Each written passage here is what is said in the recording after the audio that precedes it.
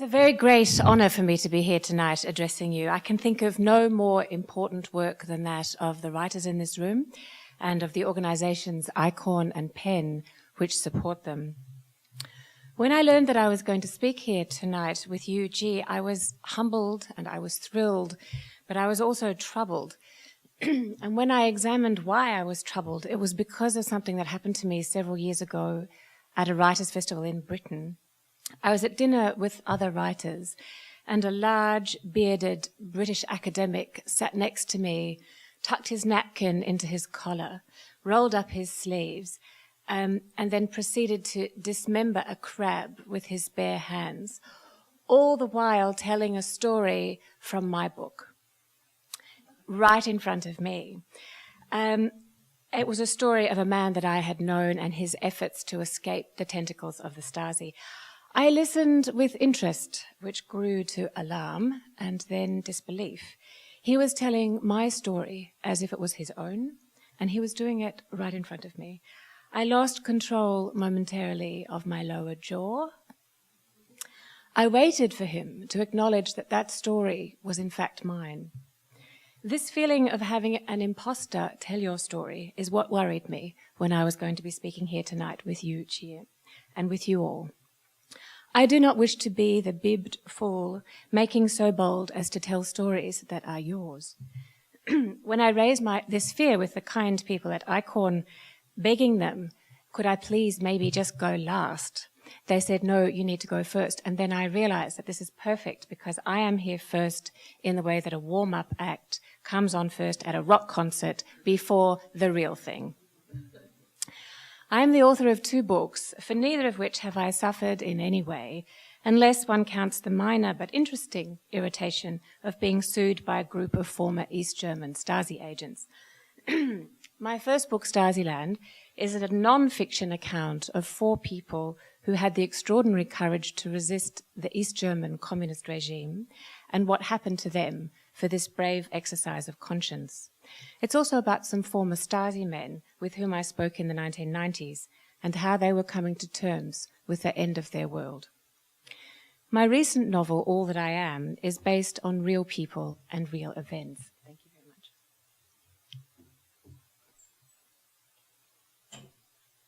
very much. It's about 4 very early, very brave anti-Hitler activists, one of whom I knew, who were forced to flee from Germany in January 1933 as soon as Hitler came to power. They were 2 couples, writers and journalists, and they found themselves in exile in London. One would have thought that they were safe there from the Nazi regime, but that was not the case. The novel looks very closely at fear and courage, at love between men and women, and love of country. It looks at the difficulties for a writer of life in exile, which is to say that it looks at the price of being saved. And All That I Am examines the kinds of bargains that brave, outspoken people make with their lives. I'm frequently asked, why is it that I'm interested in these stories of resistance to dictatorship? I'm asked this question as if my interest were arcane, small and peculiar and marginal to the rest of the public. But this is not so. To my mind, we need to honour those who speak out against injustice for 2 main reasons. Of course, a plethora of reasons, but I've spent some years trying to distill it down to 2. First, because they show us what it is to be human at its best, the courage to act according to one's conscience. And second, because it's the courageous efforts of these people which may protect us from the anti-democratic impulses that exist in every society. An individual's courage to exercise her conscience, her dissent, can be the price of freedom for us all. I'm going to speak briefly tonight about such extraordinary courage and about why international organizations are crucial to people who exercise it. In 2006, I was asked by a Norwegian magazine if I would write a column for them. I was busy, I'd never heard of them. They wanted me to write about Eastern Europe. I said, well, why don't you try Anna Politkovskaya? So they did. They contacted her in Moscow, and she said she would write to them, at which second I then begged them to have me back. So Anna and I wrote alternating columns for Ni Tid, it was called, for a year or so, until she was murdered in October 2006 in the foyer of her apartment building in Moscow. I have Anna's courage in mind as I speak today, and that of others who have been killed, imprisoned, tortured, held under house arrest, forced into exile, or otherwise persecuted for speaking out. Yu Jie is a Christian. G.K. Chesterton, also a Christian, defined courage this way. Courage is almost a contradiction in terms. It means a strong desire to live, taking the form of a readiness to die. Individual courage, this is my residual international constitutional lawyer coming out, you forgive me, it's just 2 paragraphs. Individual courage is necessary for the existence of a democracy because, as Lord Acton famously had it, power tends to corrupt and absolute power corrupts absolutely. Absolute power is power unchecked by a free press and the separation of executive government, the legislature and the judiciary. These disparate protective elements are always shifting in relation to one another. In a society, they're either gaining or losing ground. The press might be in bed with the government and the police, as my countryman Mr. Murdoch was, or as it is in regimes of tight censorship. The legislature might be beholden to unseen commercial interests or be pawns of executive government. The judiciary might be handed its verdicts by the government, as it was in East Germany, or in this country might be pandering, in ways I don't yet understand, to a sometimes bloodthirsty electorate. But in good times and places, these elements might just be held in a fortunate constellation that operates to guarantee basic freedoms. Whatever that particular situation, it's important to remember that this environment of democracy has laws as firm as Newton's. Just as gravity makes things come down, power sucks more of itself to itself. It centralizes control like a magnet pulling iron filings from every direction. In order to do this without protest, power must stifle dissent. I've spent many years examining this phenomenon, what I call the iron filing maneuver on the one hand, and the courage and conscience of dissenters on the other. In All That I Am, as I said, I was looking at very early, very brave resistors to the Nazi regime who've now been utterly forgotten by history. Dora Fabian was a brilliant economist, feminist, and journalist who worked with the famous playwright Ernst Toller. Hans Wesemann was a glamorous man about town in Berlin who wrote spoofs of Hitler that suddenly became life-threatening. Along with Hans's wife, Ruth, the 4 of them found refuge in London. There, they suffered death threats in letters, house searches where nothing was taken. They were followed on the street. In March 1935, 2 of them were found poisoned in bed in the locked room of their top-floor flat in Bloomsbury. One fully dressed but without shoes, the other in pajamas. The covers had been pulled neatly up to their chins. These methods of persecution are neither old nor new. They are always current. I was recently in a Nordic country where I spoke with an ICORN writer from the Middle East. He told me that the regime he is fleeing is sending him vicious threats via Facebook. When I started working on my novel, I was researching in London, and that was the time that Alexander Litvinenko was assassinated, rather flamboyantly, I thought, by Russian operatives with a rare isotope of polonium infused into his Japanese tea. These methods vary from high-tech nuclear gruesome through to the internet to old-fashioned anonymous death threats in an envelope, but the aim remains the same: to frighten people who seek justice into silence, whether they are in your country or even if they have left it. Which brings me to the importance of international organizations that can help. In the week that the Nazis took power in Germany, they ransacked Ernst Toller. This is the real man. He's also my character, but I'm talking about the real man tonight. They ransacked his apartment, looking to take him into custody and to confiscate his works. Fortunately for him, he was abroad at that time, so unlike others of his writing friends, he remained free. In May 1933, after the Nazis had burned his books, there was an International Pen Congress in Dubrovnik. Toller, exiled in London, wanted to address the Congress, but German pen had already expelled him because it had been cleansed and reconstituted with only right-wing writers.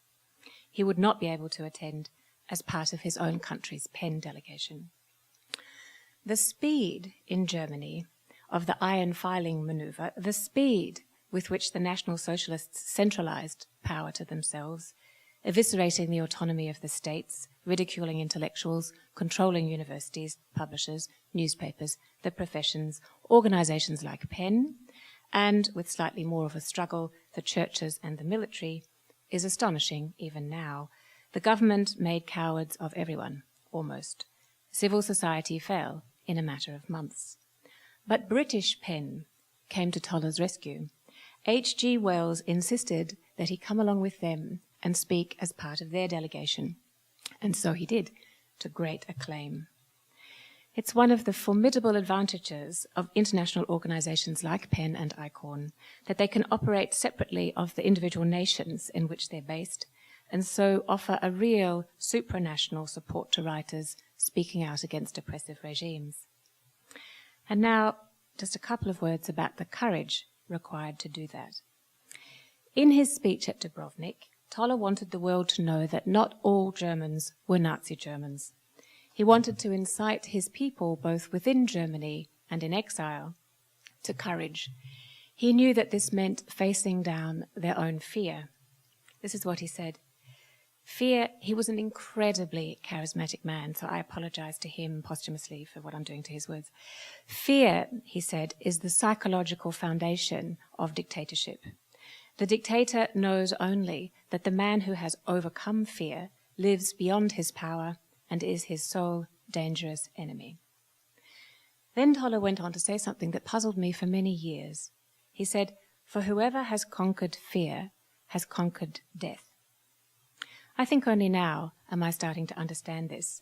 Toller doesn't mean literally conquering death. He means that if you are not afraid to bring on your own death, and he wasn't, and Anna wasn't, the dictator holds nothing over you. You have conquered death in the sense that you have taken away their power to bargain with you for your life. In Anna Politkovskaya's words, you have decided that the price doesn't matter. Or in Chesterton's, the strong desire to live is somehow sitting side by side in your heart with the readiness to die. I think in terms of story and narrative, I'd like to share with you a story that helped me find a way to think about courage like Yu Jie's or Anna's or Toller's or the other people in my books. This story has helped me understand how courage is connected both to one's own personal sense of decency and also to the defense of the conditions required for the continuing well-being of the society around us. The Crow were a nomadic people in the western USA who existed by hunting buffalo. As nomads, they had to move to fresh hunting grounds every season, and every time they did, they had to defend that territory that was vital for the maintenance of their community from other tribes. The last great Crow leader was a man called Plenty Coups, C-O-U-P-S. His name was an honor bestowed for his courage for pulling off the coups that were crucial to his people. The Crow protected the boundary of their lands with something called a coup stick. In a battle with their enemy, the Sioux, a warrior would carry his coup stick and plant it on the ground. That was the signal to the enemy of the point which he must not pass. It was the point which that Crow warrior would defend to the death. Jonathan Lear, who's written about the Crow, says this was a paradigm of courage. These were men who evidently were willing to risk their lives to protect the tribe. But not only this. This is Lear again.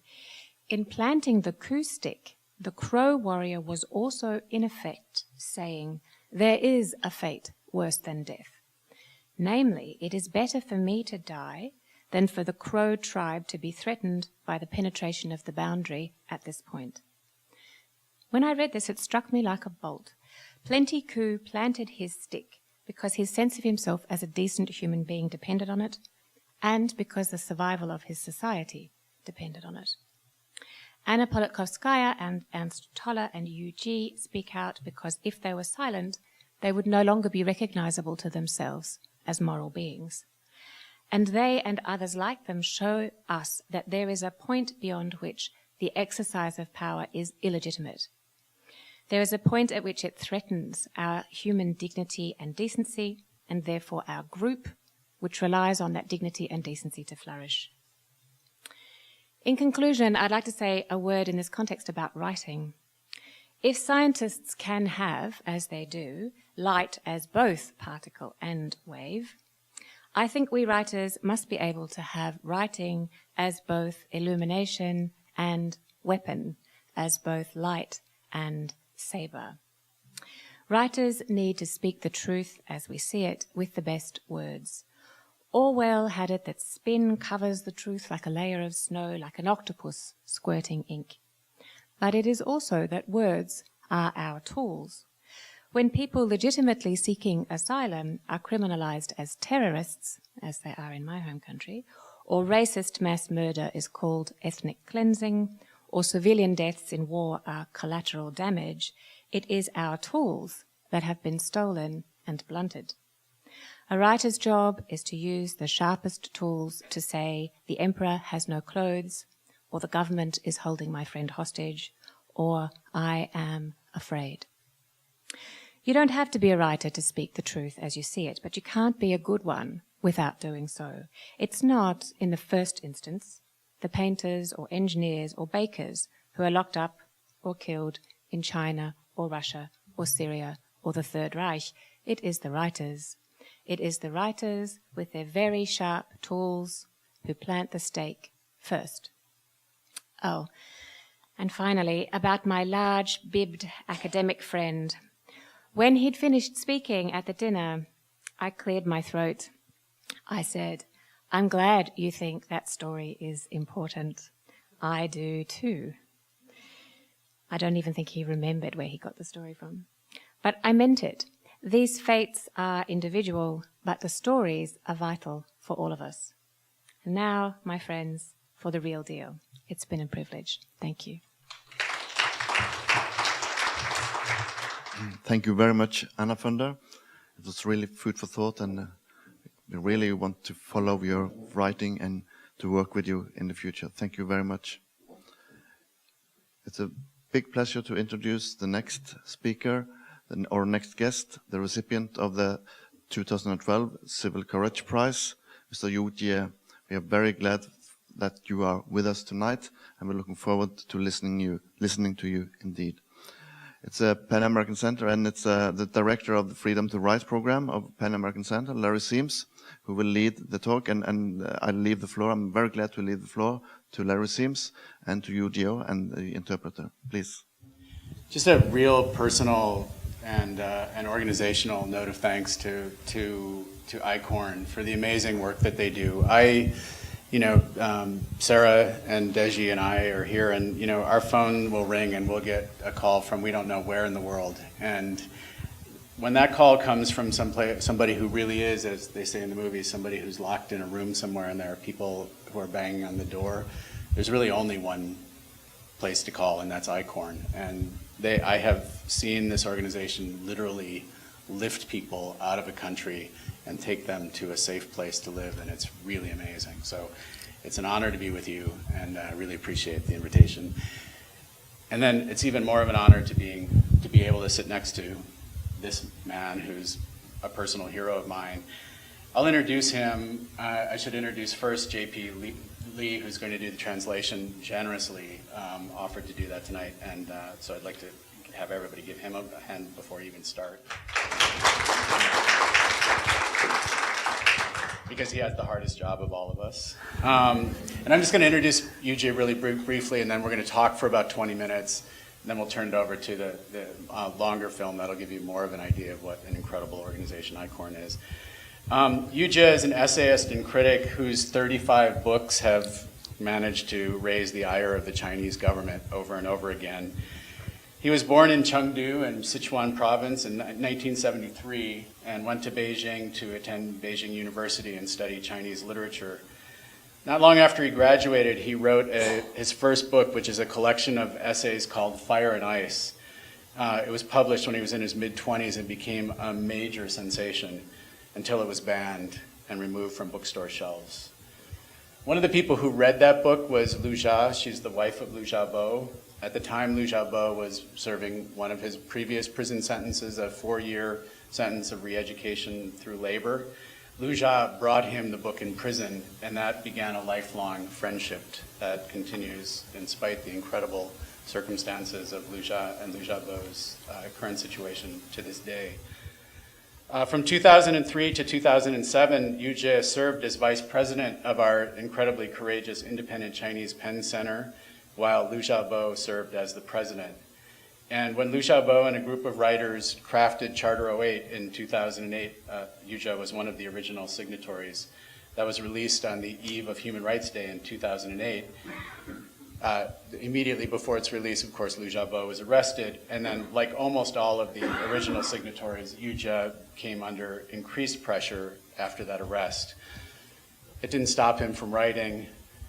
He wrote a book which created another sensation inside and outside of China called China's Best Actor, Wen Jiabao, about the Chinese Prime Minister. It was published in Hong Kong in 2010.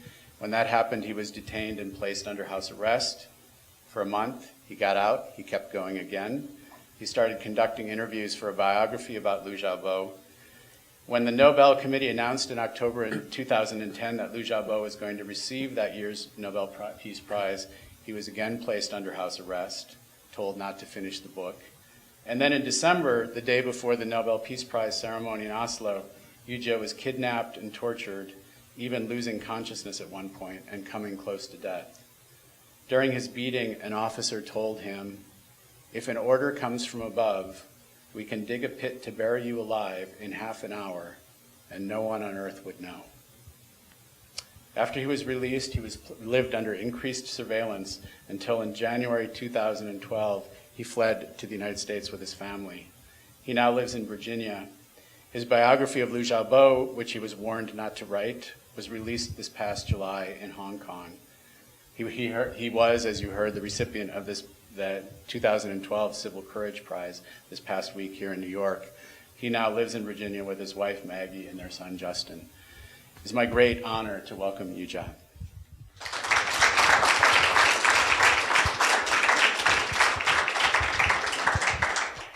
Since the subject tonight really is writing and exile, I thought I would, although we could talk for hours, thought I would really confine my questions to the sort of relationship that writers have with their audiences inside their country and outside of their country, and what exile means for writers.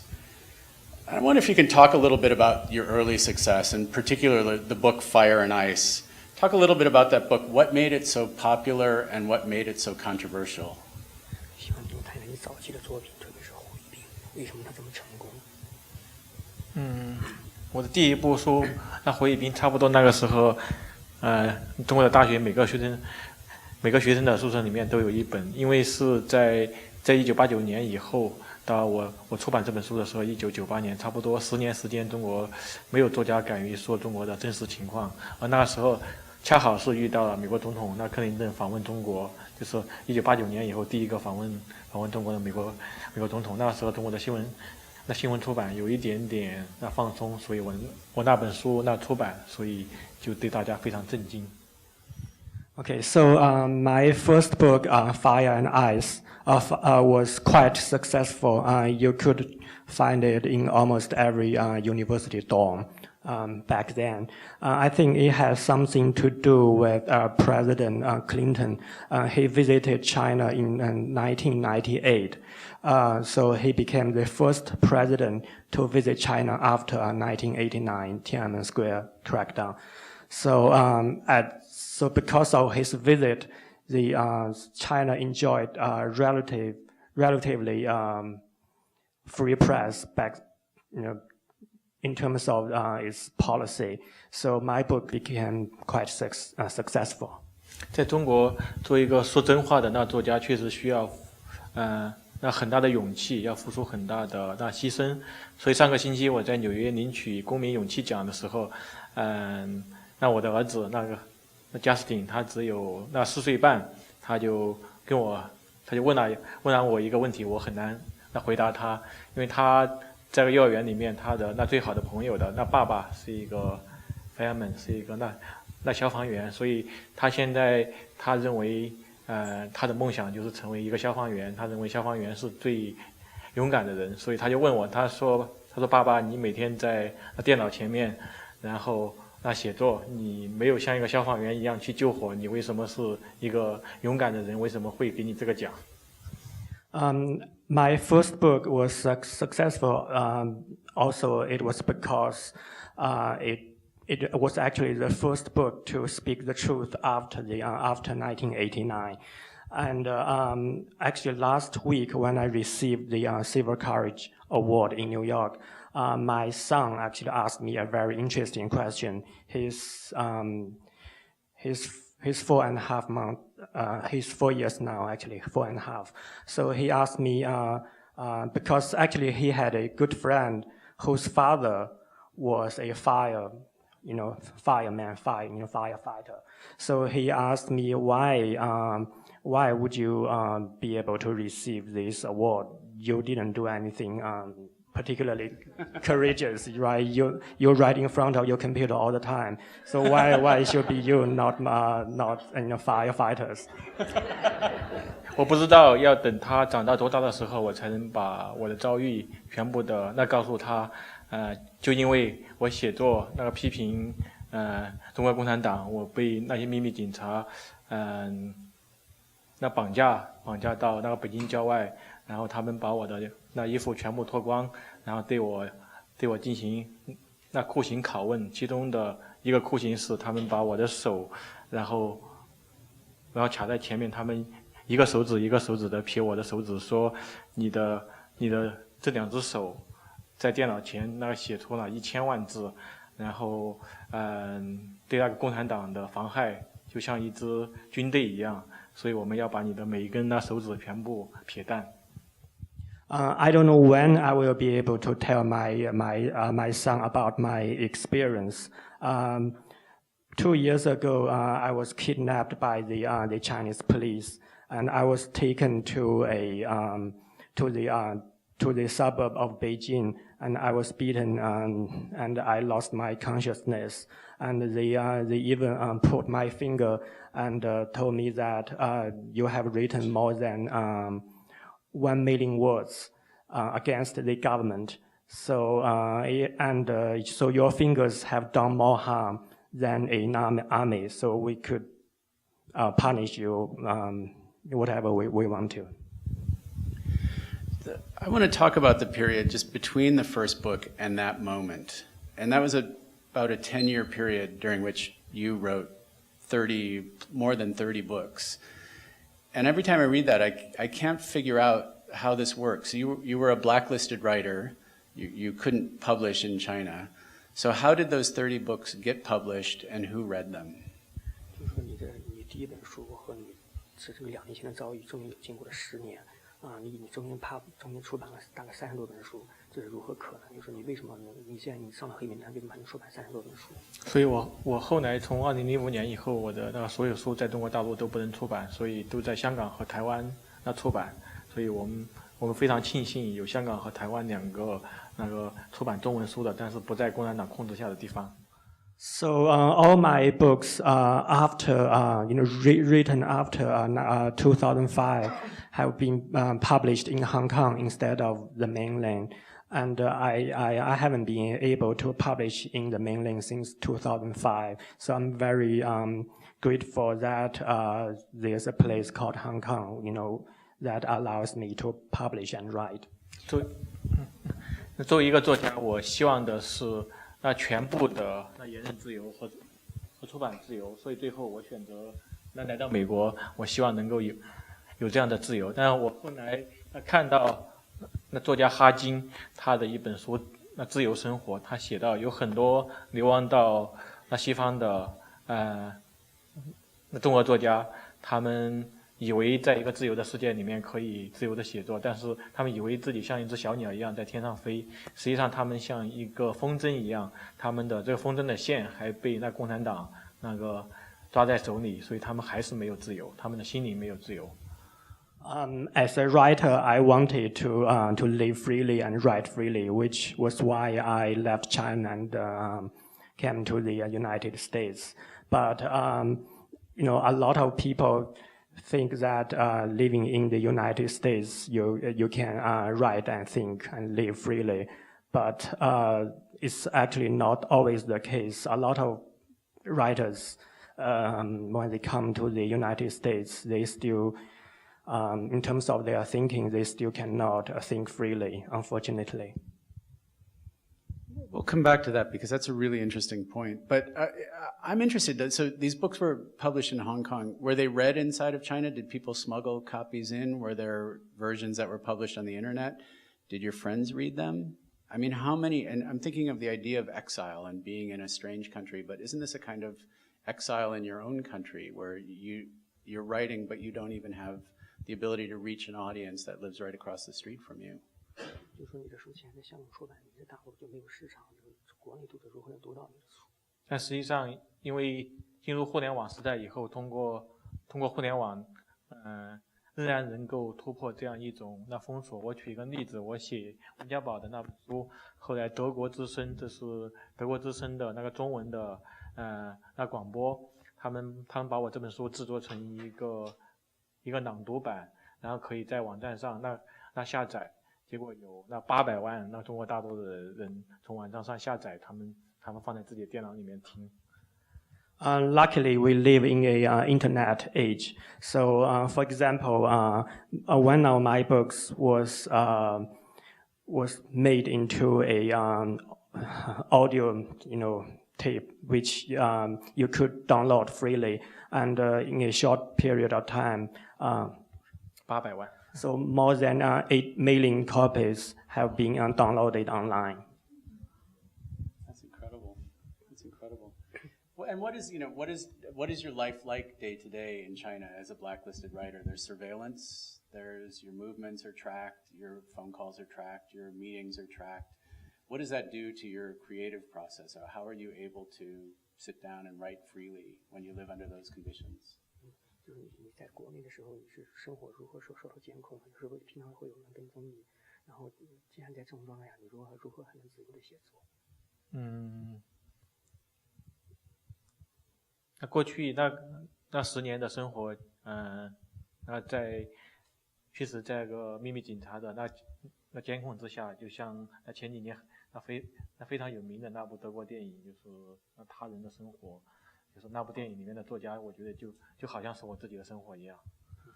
So my life in the past 10 years, so secret police has been part of my life in the past 10 years. If you remember a movie called The Life of Others, it would not be strange to you.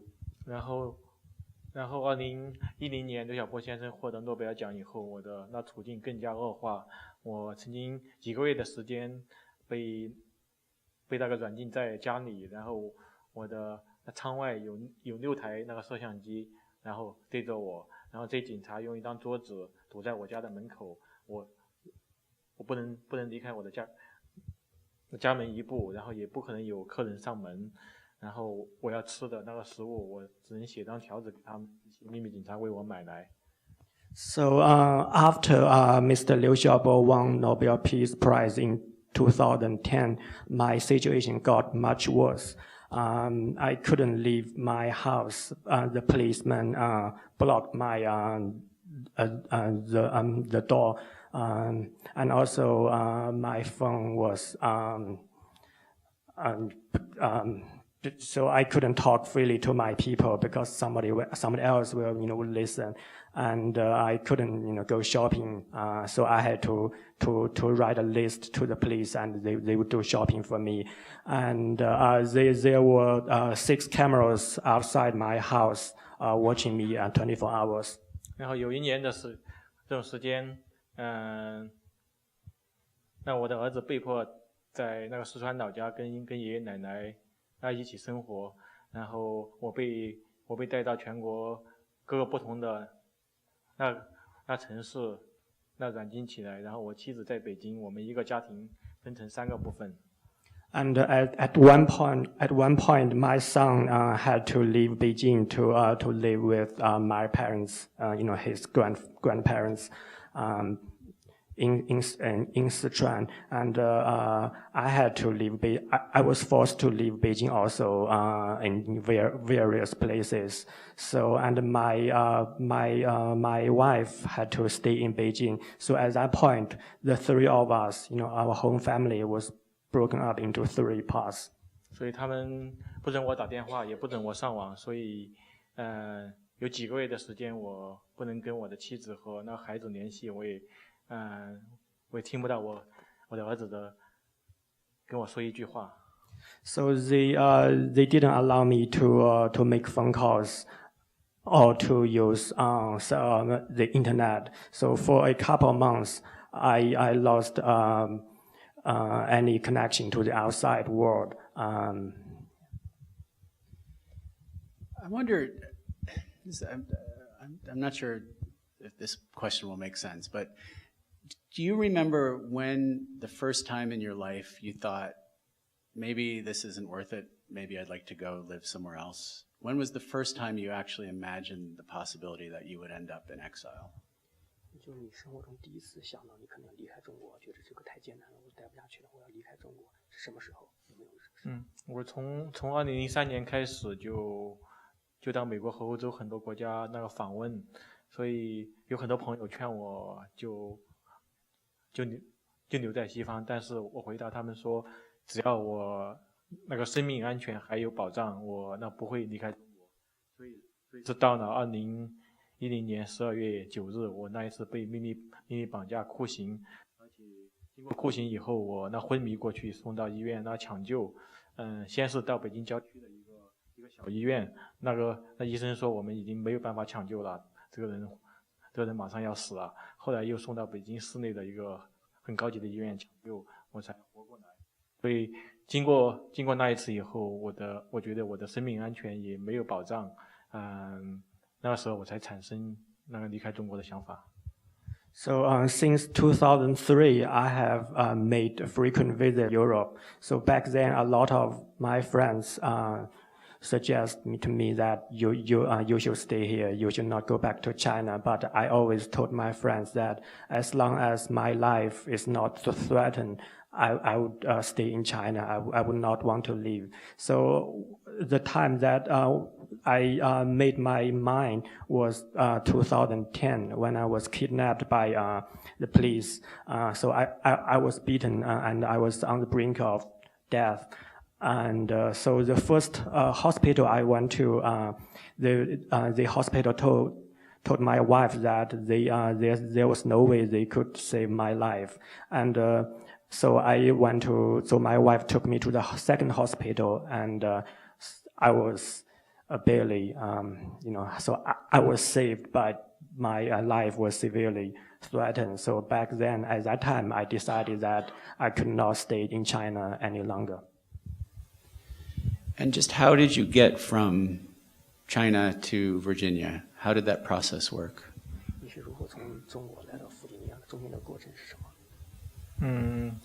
当我有了离开中国的想法以后，我就跟这些秘密警察经过很长期的谈判。一开始他们不同意，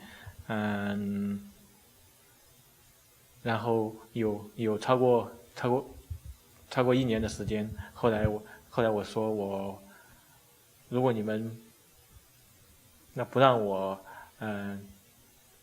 从那个飞机场走，像一般人一样走，我会像我的朋友廖义武作家一样，他是从中国南方的边境先到越南，他然后再到德国，所以他们最后终于同意让我走。So at first I told the police that I would leave China, and they didn't, and they said no. So it was a long process of negotiation. So not until about a year later, I was finally allowed to leave China. But before that, I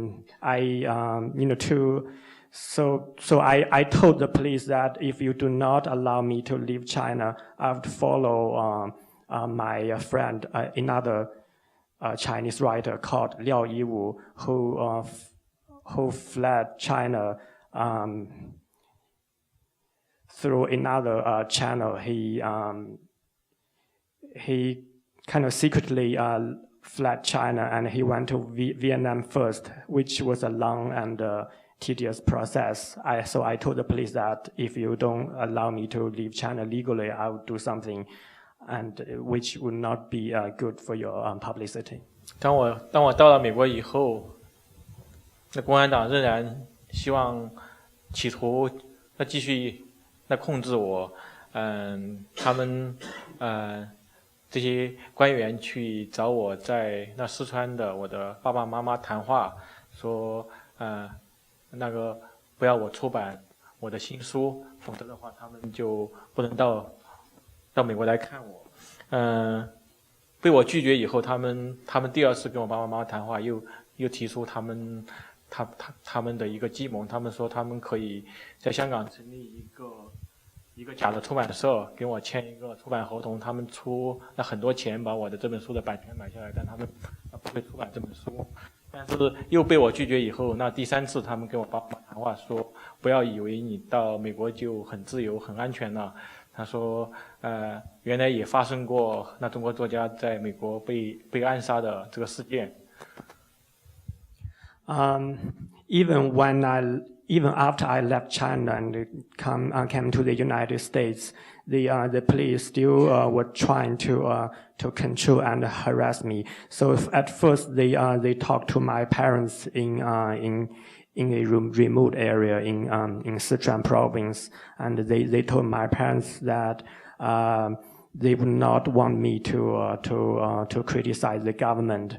So they tried to stop me, but after I said no to them, they went to so they talked to my parents again and said that if you don't think that you are safe in the United States, people could still find you dead one day in the United States. That's even possible. You've been here for 10 months. I believe you arrived in January. Your family received political asylum officially last week, I understand. Congratulations. I want to close with the question that you sort of raised before, which are, now you've been here, you're beginning this life as a writer in exile. What are the challenges for you personally? And then you mentioned the challenge for writers in exile in general in terms of even finding freedom in a free space. Talk a little bit about that. 你现在已经得到避难身份，来美国已经10个月了，你的挑战是什么？特别是你刚才说的，即使在一个自由的社会，有的作家还是不能自由的写作，说你尽量在阐述你的挑战。对，我非常喜欢德国作家托马斯曼所说的一句话，他说：“自由在哪里，那祖国就在哪里。”所以我的挑战，我觉得是我的写作要克服一个种族和国家的这样一个观念，能够有一种普世的这个自由的价值，使我的读者，不仅是中文世界，而是包括英文世界。当然，我现在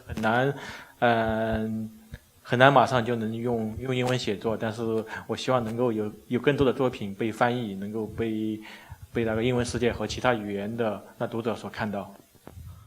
So the German writer Thomas Mann has one of my favorite sayings: wherever freedom lies, wherever my homeland is.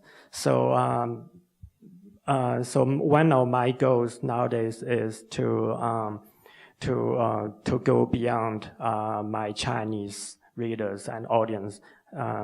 I'm hoping that my work will go beyond my own ethnicity and nation, and so they could be read more widely by both Chinese and English audiences. Of course, I cannot write in English as of now, but I'm hoping that my books and my other works will be translated into English. Yeah. I think we could talk for much longer, but I know we have a film, so I think we'll leave it at that. Please join us for wine afterwards and have a chance to speak to Yu Jie yourselves while we have him among us. He goes back to Washington tomorrow. And please join me, first of all, in thanking JP again for, I don't know how you do that. And then Yu Jie.